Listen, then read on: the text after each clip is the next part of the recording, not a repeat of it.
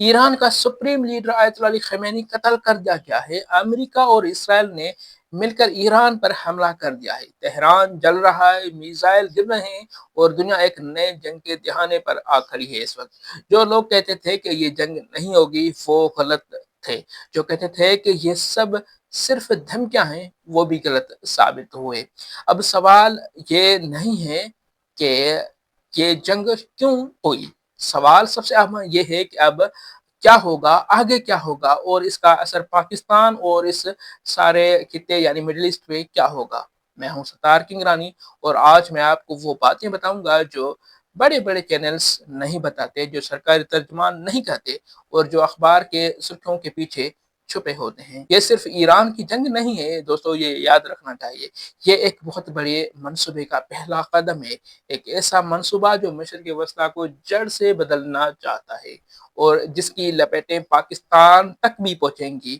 میں زیادہ وقت نہیں لوں گا آپ کا، تو اگلے چند منٹ دھیان سے سنیے گا کیونکہ یہ باتیں آپ کو معلوم ہونی چاہیے۔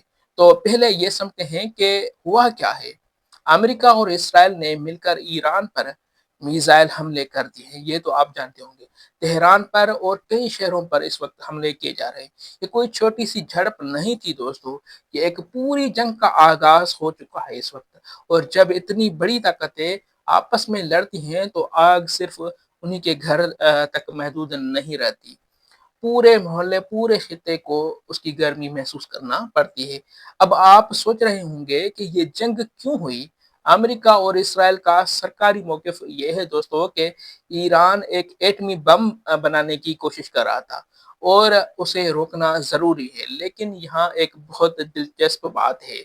ٹرمپ نے اپنے پہلے صدارت میں ہی ایران کے ساتھ جو معاہدہ ہوا تھا جس میں ایران نے یورینیم کو محدود کرنے کا وعدہ کیا تھا، وہ معاہدہ ٹرمپ نے خود ہی توڑ دیا تھا۔ اور جب بھی بات چیت کی قریب پہنچتے تھے یعنی اس معاہدے کو یا کوئی بھی ایسا معاہدہ کرنے کی کوشش کی جاتی تھی تو ایران پر بمباری کی جاتی ہے۔ تو سوال یہ ہے کہ یہ واقع مسئلہ ایٹمی پروگرام کا ہے یا کچھ اور ہے۔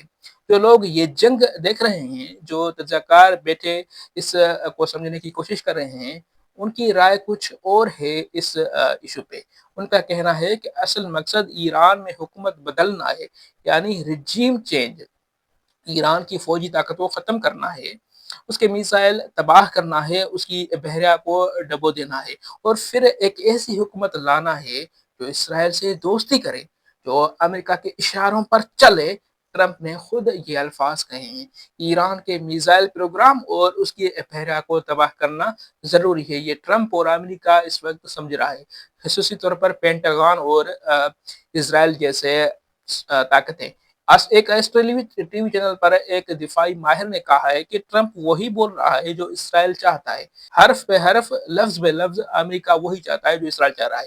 اب تصویر کو اور بڑا کر کے دیکھیں، امریکہ میں اسرائیل کے سفیر مائک ہیکابی نے ایک انٹرویو میں کہا ہے کہ اسرائیل کو پورے مشرق وسطیٰ کے بڑے حصوں پر مذہبی بنیادوں پر حق حاصل ہے، یعنی قبضے کرنے کا حق ہے۔ اب سوچیں، یہ کوئی عام بیان نہیں تھا، یہ اس سوچ کا اظہار تھا جو اسرائیل کے ایک بڑی تعداد کے ذہن میں بیٹھی ہوئی ہے اس وقت۔ گریٹر اسرائیل کا خواب، ایک ایسا اسرائیل جس کے آس پاس کوئی ملک اتنا طاقتور نہ ہو کو اسے چیلنج کرے، یعنی اسرائیل کو کوئی چیلنج کر سکے، جہاں فلسطین کا سوال ہمیشہ کے لیے دفن ہو جائے، جہاں اسرائیل کو گھیرنے والا کوئی نہ بچے۔ تو پھر ایران کو کیوں نشانہ بنایا جا رہا ہے، یہ بھی اہم سوال ہے، کیونکہ ایران وہ واحد ملک تھا جو اسرائیل کو براہ راست میزائل مار سکتا تھا اور پچھلے سال کی 12 روز جنگ میں انہوں نے یہی کیا۔ تیل ابیب پر میزائل گرے، ایران نے اپنی فوجی قیادت کا نقصان اٹھایا، اپنے سائنسدان گوائے، لیکن پھر بھی جھکا نہیں وہ۔ اور یہی وہ چیز ہے جو اسرائیل اور امریکہ کو پریشان کر رہی ہے۔ ایران ایک ایسی طاقت تھی جو وہ آواز اٹھاتی تھی، جو لڑتی تھی، جو باقی مسلم ممالک نہیں کر رہے تھے۔ تو اب اسے ختم کرنے کی کوششیں کی جا رہی ہے اس جنگ کے ذریعے، لیکن اس جنگ کا نتیجہ کیا نکلے گا ابھی یہ کہنا مشکل ہے۔ ایک بہت اہم سوال یہ ہے کہ ایران کتنا درد سہ سکتا ہے اس جنگ کا اور کتنے دیر تک لڑ سکتا ہے۔ اگر ایران نے چند روز میں ہی ہتھیار ڈال دیے تو پھر گریٹر اسرائیل کا خواب تو تیزی سے آگے بڑھے گا۔ لیکن اگر ایران ہفتوں مہینوں تک ڈٹا رہا، اگر اس کے میزائل امریکی اثاثوں کو نقصان پہنچاتے رہے، اگر امریکی فوجی جانے جاتی رہی، تو پھر امریکہ کے اندر سے بھی آوازیں اٹھیں گی کہ جنگ کیوں لڑ رہی جا رہی ہے۔ میگا کیمپس میں پہلے سے ہی تقسیم ہے، بہت سے لوگ پوچھ رہے ہیں کہ امریکہ اسرائیل کا پراکسی بن کر کیوں لڑ رہا ہے؟ اگر نقصان بڑھا تو ٹرمپ پر دباؤ بھی بہت زیادہ ہو جائے گا۔ اب ذرا اس تصویر میں سعودی عرب کو دیکھنے کی کوشش کرتے ہیں۔ اب سعودیہ نے ابھی تک ابراہیم ایکارڈز میں شامل ہونے سے انکار کر کے رکھا ہے۔ دوستوں، سعودیہ کی شرط یہ ہے کہ پہلے فلسطینیوں کے لیے ایک الگ ریاست کا واضح راستہ دکھاؤ، پھر بات کریں گے۔ یہ ایک اہم موقف ہے، لیکن اسرائیل کے وزیر اعظم نتن یاہو نے اعلان کیا ہے کہ وہ کچھ خلیجی ممالک، سعودیہ کے علاوہ افریقی ممالک اور انڈیا کے ساتھ ایک نئے اتحاد کے طرف بڑھ رہے ہیں۔ یہ بہت اہم پیش رفت ہوئی ہے اس وقت، اور اسی ہفتے انڈین وزیر اعظم نریندر مودی اسرائیل کے دورے پر جا پہنچے ہیں۔ مودی نے افغانستان کی سیکیورٹی بڑھانے کا اعلان کیا ہے، اور یہ اتفاق نہیں ہے، یہ اس نئے اتحاد کی سمت کا اشارہ ہے جو سمجھنا ضروری ہے۔ اور یہاں سے پاکستان کی کہانی شروع ہوتی ہے۔ اب یہ نئی لائننگ اپ دیکھیں، اسرائیل، امریکہ، انڈیا اور کچھ خلیجی ممالک ایک طرف، اور دوسرے طرف ایران، چین، روس۔ پاکستان کہاں کھڑا ہے؟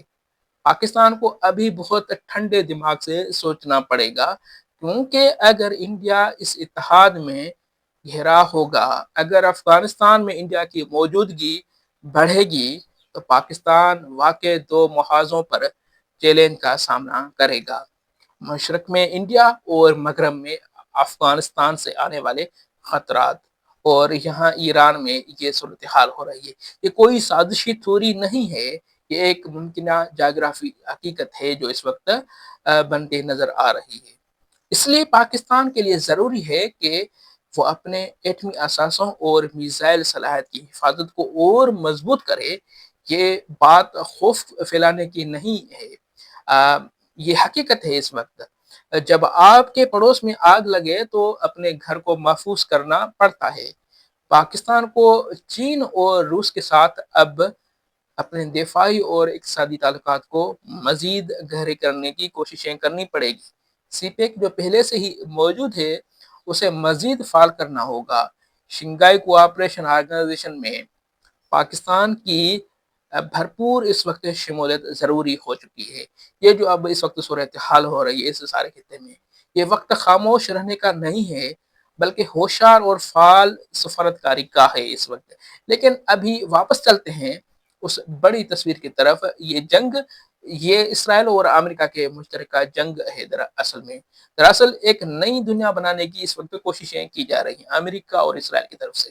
ایک ایسی دنیا جہاں مشرق وسطیٰ میں کوئی آزاد، خود مختار، مضبوط مسلم ریاست نہ بچے جو اسرائیل کو چیلنج کر سکے، جہاں فلسطین کا سوال ہی ہمیشہ کے لیے دفن ہو جائے، جہاں تیل کی دولت پر چند خاص ہاتھوں کی گرفت ہو۔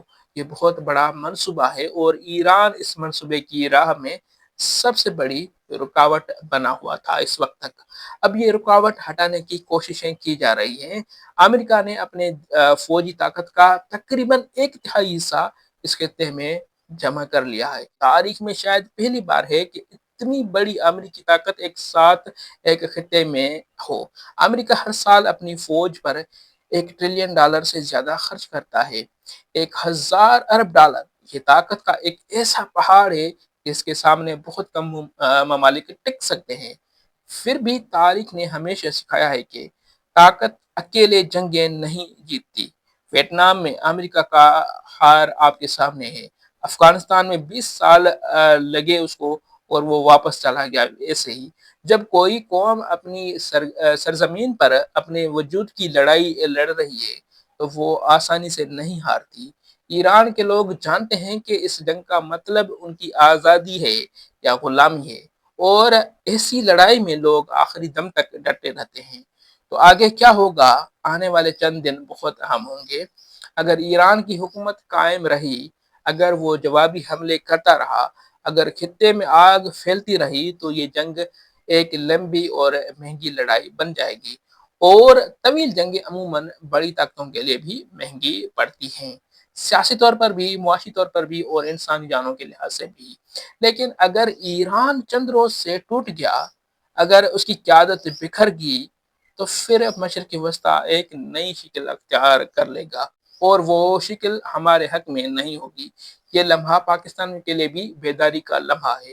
ہم نے بہت عرصے تک سوچا کہ یہ جنگیں ہم سے دور ہیں، یہ آگ ہمارے بستی تک نہیں پہنچے گی، لیکن آج کی دنیا یہ یاد رکھنا چاہیے کہ آج کی دنیا میں کوئی بھی ملک الگ جزیرہ نہیں ہے۔ جب بھی بڑی طاقتیں خطے میں اپنی چالیں چلتی ہیں تو چھوٹے ممالک کو اپنا حساب لگانا پڑتا ہے، اپنے اتحاد دیکھنے پڑتے ہیں، اپنی کمزوریاں پہچاننی پڑتی ہیں، اور اپنی طاقت کو مضبوط کرنا پڑتا ہے۔ آج کی صورتحال میں پاکستان کے لیے سب سے بڑا درس اور سبق یہ ہے کہ خود مختاری سے بڑی کوئی سفارتکاری نہیں ہے۔ جو ملک اپنے پیروں پر کھڑا ہو، جس کی معیشت مضبوط ہو، جس کی فوج چار ہو، سفارتی تعلقات متوازن ہو، وہی ملک اس قسم کے طوفانوں میں سلامت رہتے ہیں۔ آج کی گفتگو یہاں تک ختم کرتے ہیں، لیکن یہ معاملہ ابھی ختم نہیں ہوا، یہ ابھی شروع ہوا ہے۔ اگلے چند ہفتوں اور مہینوں میں یہ صورتحال واضح ہوگی کہ اس خطے کا مستقبل کیا ہوگا، اور اس مستقبل میں پاکستان کی جگہ کہاں کھڑی ہوگی۔ آپ نظریں کھلی رکھیں، خبروں پر نظریں رکھیں، اور سب سے بڑھ کر سوچتے رہیں۔ اور جو لوگ سوچتے رہتے ہیں، جو قومیں سوچتے رہتی ہیں، وہی اپنے لیے کچھ نہ کچھ کر پاتے ہیں، اور جو قومیں اور جو لوگ نہیں سوچتے، ان کے لیے دوسرے ہی سوچتے ہیں۔ تو اس وقت کے لیے یہی، ملتے ہیں کسی دوسری ویڈیو میں۔ اللہ حافظ۔